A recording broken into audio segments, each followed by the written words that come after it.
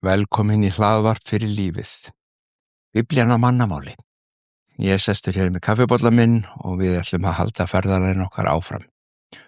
Þú ert vonandi í kringustöðum sem þú getur hlusta vel, hvort sem þú ert í ræktinni eða bílnum eða heimahjör með biblíun í fanginu og kaffibollan eins og ég. Það er aukaatriði, þú hlustar það sem þeir hentar best, því þú stýrir þínu ferðalagi. Mólin fyrir þennan dag finnum við í Davíðs sálmi 18, versi 31. Þar segir svona: Vegur Guðs lítalaus, orð Drottins hreint, skjöldur hann öllum sem leita hælis hjá honum. Allt Biblían talar veg Guðs, sem fyrir aftur og aftur fyrir.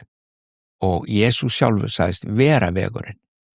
Og þá mikilvægt fyrir okkur að vita hvað verið að tala Ég sagt þér strax að þetta ekki verið að tala einhvern veg sem leiður okkur öll inn í eilíðina, inn í einhverja paradís í himnaríki. Það ekki vegurinn sem þarna verið að ræða.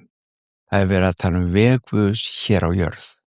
Fyrir mig, fyrir þig, fyrir mannkynið allt. Veg Guðs sem að ef við værum öll á honum, myndi leið okkur til réttlætis, til friðar, til miskunnar, til kærleika.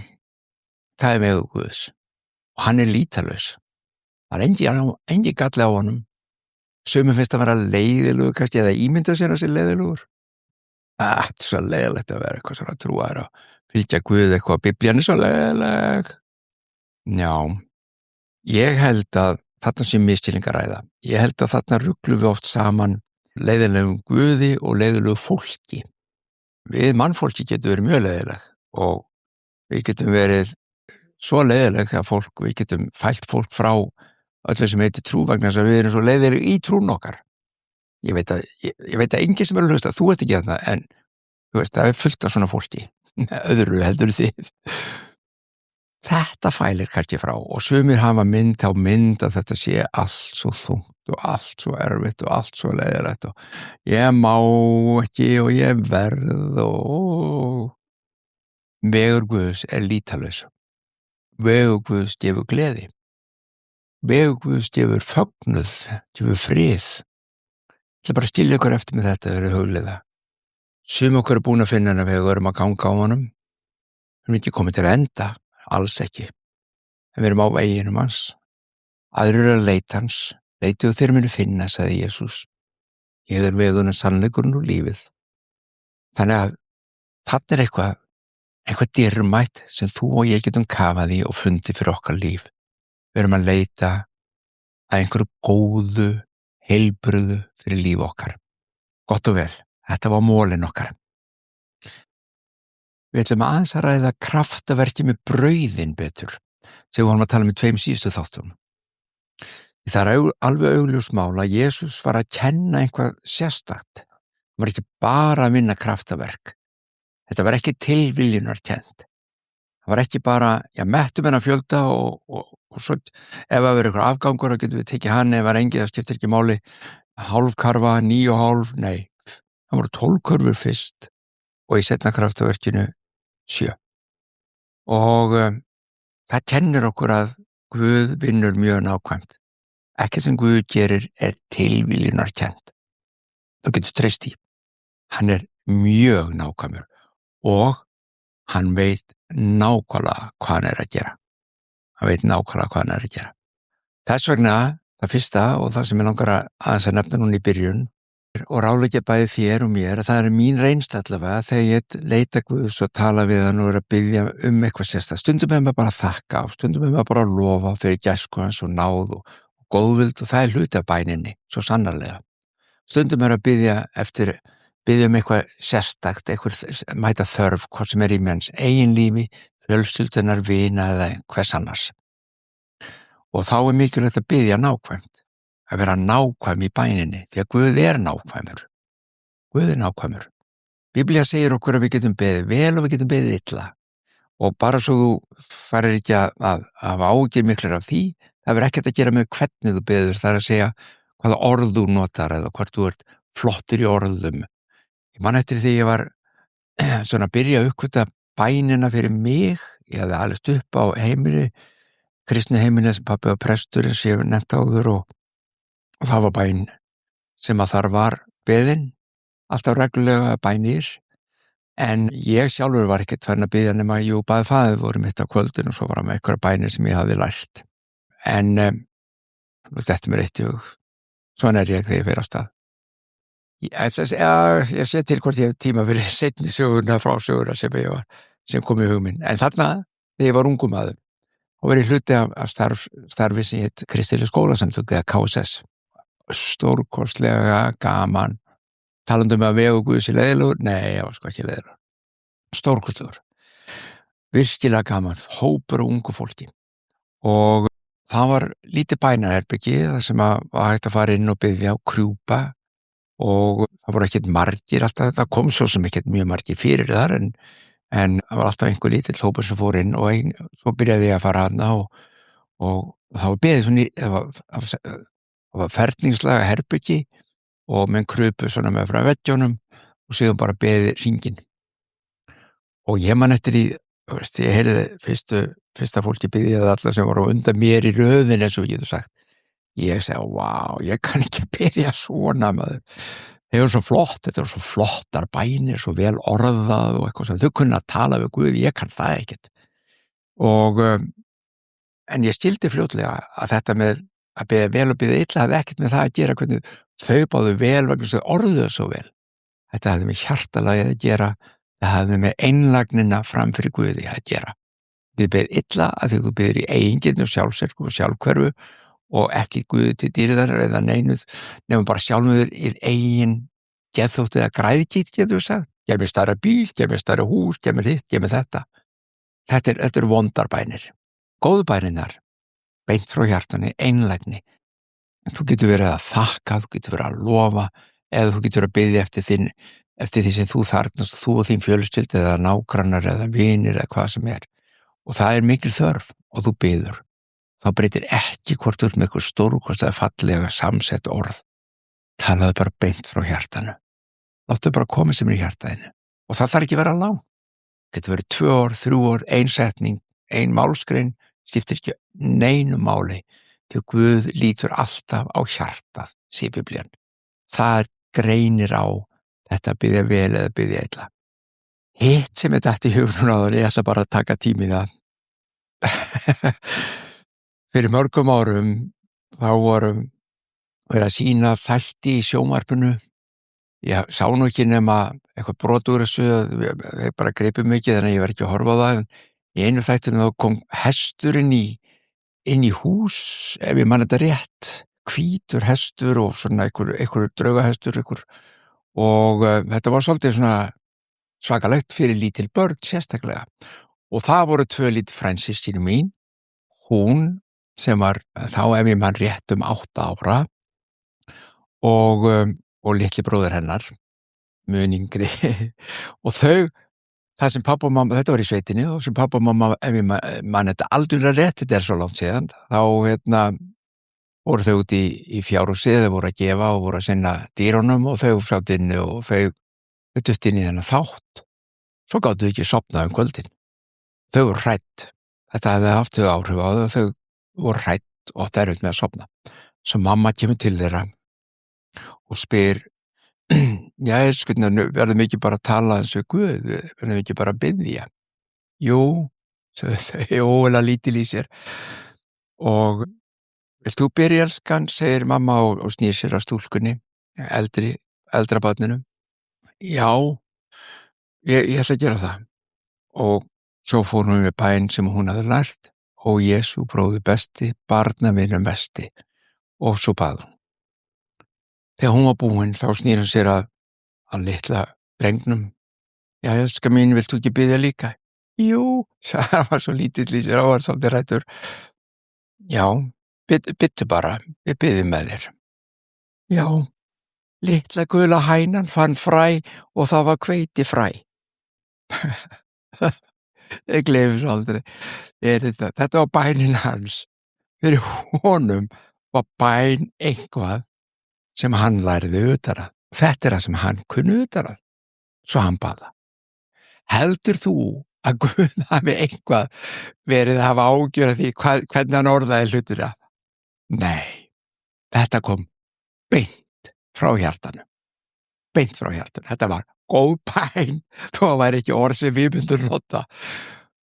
Þetta finnst mér stórkostlegt. Guð svo góður, hann yndislegur. Ég sé freka fyrir mér, hann hefur brosað í kampinn. Sagði já, stórkostlegt. Allavega, nóg það, þetta bænina. Gleymum ekki að Guð kærleikur og öll kraftaverk Jesú voru alltaf gerð í kærleika. Muniði, hann fann til með fólki, hann kendi brjóstum fólk og hann mætti þörfinni að sem voru út af því. Og það það sem að þetta snýst eiginlega að Guð hunsar eigingirnina. Ef við værum ekki trúið á Guð en tryðum á svona almætti eitthvað í geimnum eða Guð í alheimi og eitthvað svona, sem hann náttúrulega þá myndum við orða þetta alheimurinn hunsar eigingirnina. En einlagnina, kærleikan, þar mætir hann, þar kemur hann. Það má segja þetta kannski þannig að við löðum til okkar og löðum að okkur það sem við erum. Ef við erum einlægi hjarta, þá löðum við til okkar. Ef við kærleikur í okkur, þá löðum við kærleika til okkar. Muniði, gefið og yður mun gefið verða, sú setning. Ef þú elskar mikið, þá farið meira elsku. Ef þú elskar lítið, já, farið kannski lítið tilbaka.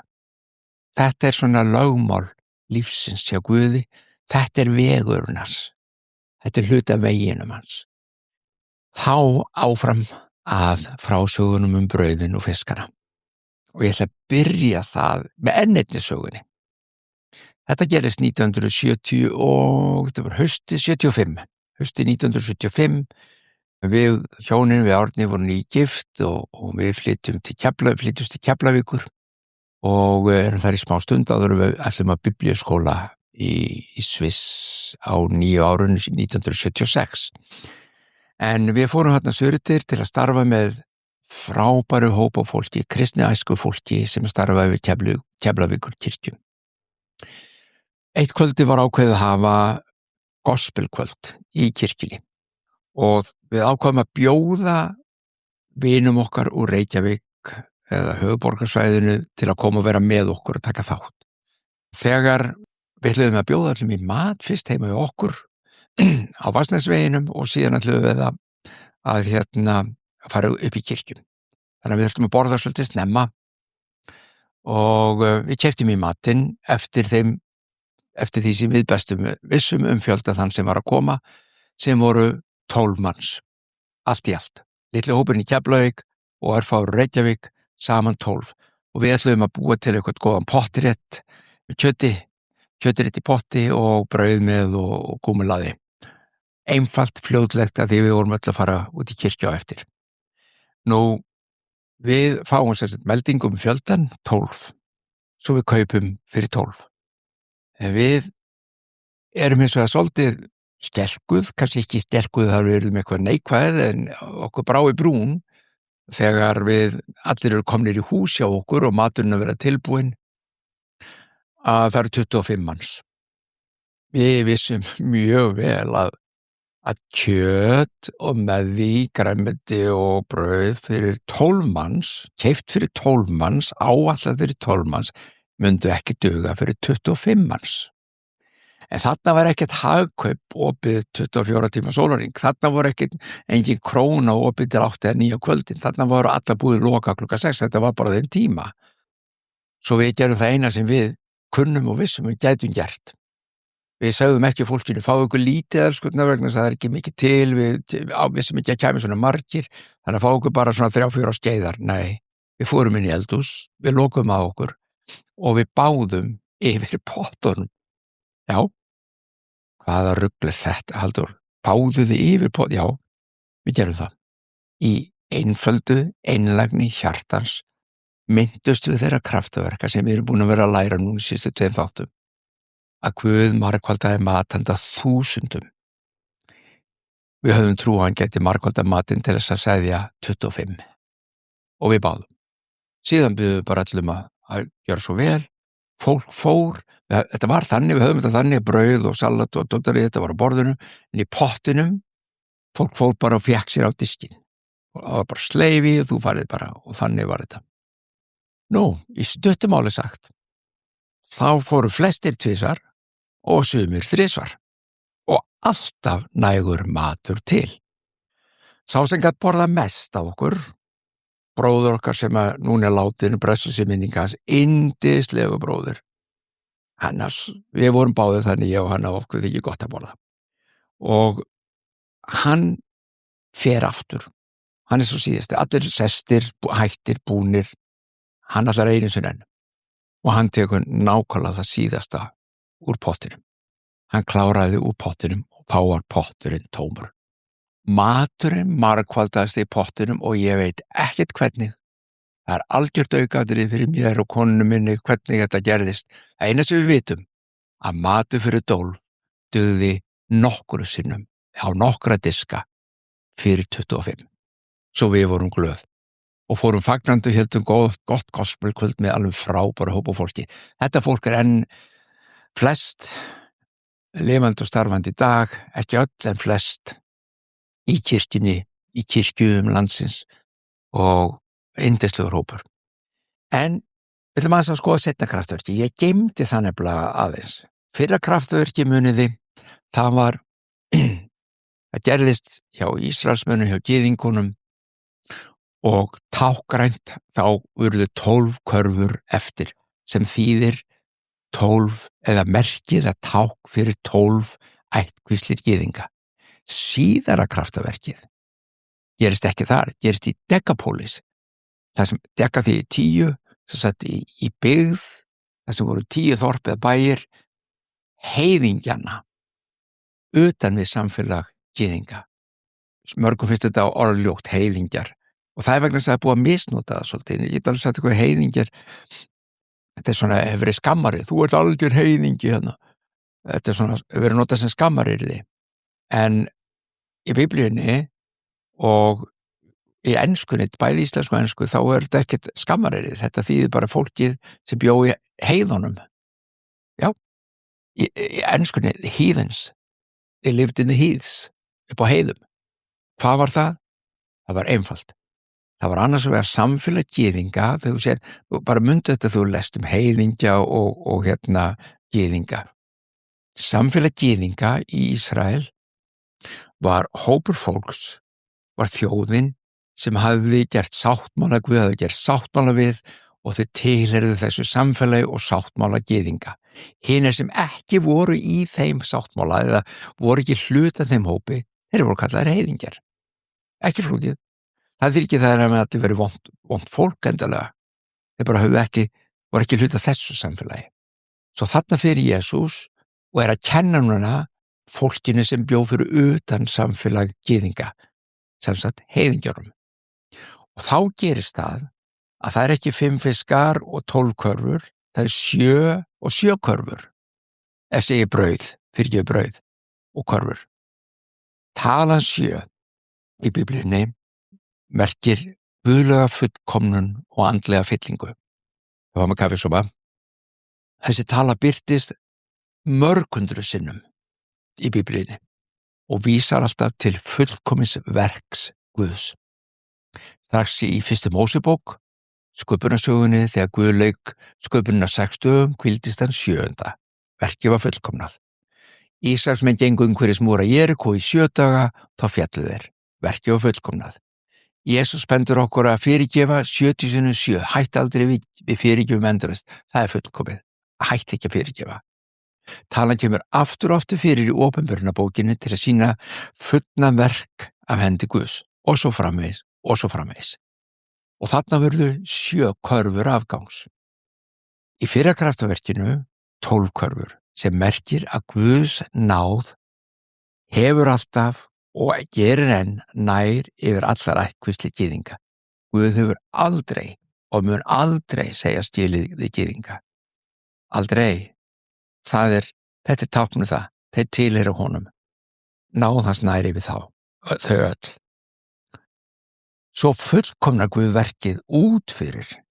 7 körfurnar tákn, muniði, hann var ekki inn í Ísrael, hann var inn í Decapolis, ták fyrir alla aðra.